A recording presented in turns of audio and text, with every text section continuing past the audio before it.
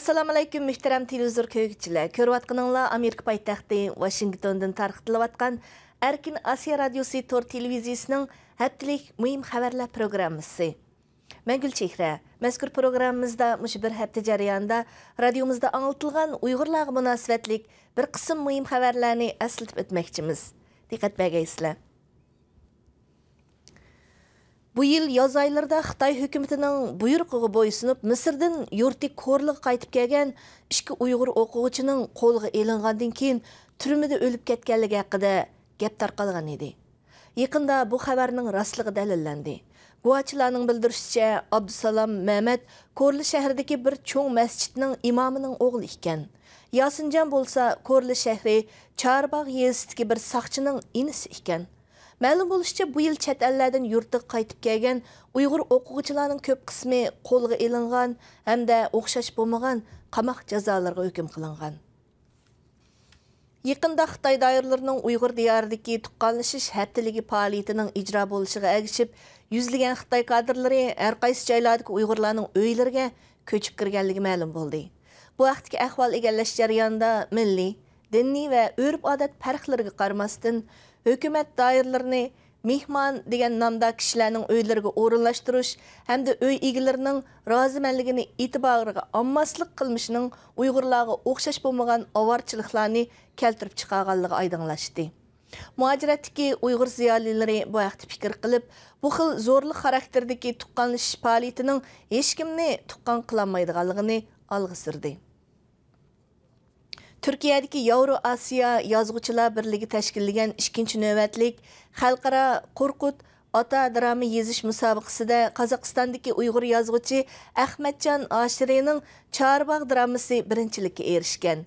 Bu dramada 2. Dünya urushi mezgilida O'rta Osiyodagi Uyg'ur qishloqlari duch kelgan qismatlar bayon qilingan.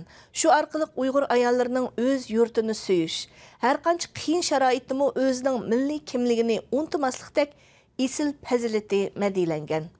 Uyg'ur adabiyotidagi mutaxassislar bu haqda fikr bayon qilib, bu drama asrining turk dunyosida mukofotga erishishi Uyg'ur adabiyotining xalqaro tonilishida zo'r ahamiyatga ega dedi.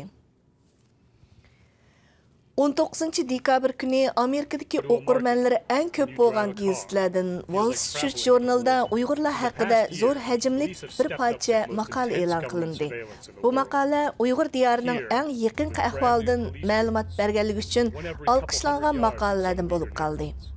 Maqolada Uyg'urlar diyorining ismi-jismiga loyiq usti ochiq turmaga aylanganligi eng yangi rasm va sin materiallari orqali tafsiliy tonishtirilgan. Mutaxassislar bu haqda fikr bayon qilib, bu hol bizni uyg'otishi lozim, chunki bu bir zo'r xatardan bishorat bermoqda dedi. Yaqinda millionlagan Uyg'urlar so'linayotgan tarbiyalash markazlari degan nomdagi lagerlarning ichki qismidagi ahvollar ma'lum bo'lishga boshladi. Muxbirimizning egallashicha, hozir Uyg'urlar diyoridagi tarbiyalash markazlariga yig'ib elingan odamlarning ko'pligidan ularga karvatma yetishmagan. Shu sababdan bu kishilar oqshomlari bir-biriga choplashib, yoncha yetishga majbur bo'lmoqda ekan. Ularning hujum tahdidining oldini olish uchun kishilarning kiyimlaridagi tugmalar, kamarlar va oyoqlarining bo'qishlari yig'ib elingan. Mutaxassislar bu haqda fikr qilib, bu hol 2. Dünya urushi mezgilida yig'ib elish markazlariga so'langan yahudilarning taqdirini eslatadi deyishmoqda. Uyg'urlarning ko'plab chet ellarga chiqib ketishiga ergishib, bu muhojirlarning orasidagi o'smirlarning o'qish masalasi va nima o'qishi lozimligi haqida ko'plagan savollar o'tirg'i chiqmoqda. Yaqinda dunyoning har qaysi joylaridagi Uyg'ur ziyolilari, diniy o'limalar, har soha kishilari bu haqda o'zlarining o'ylaganlari bo'yicha bu masalani muhokama qilishdi.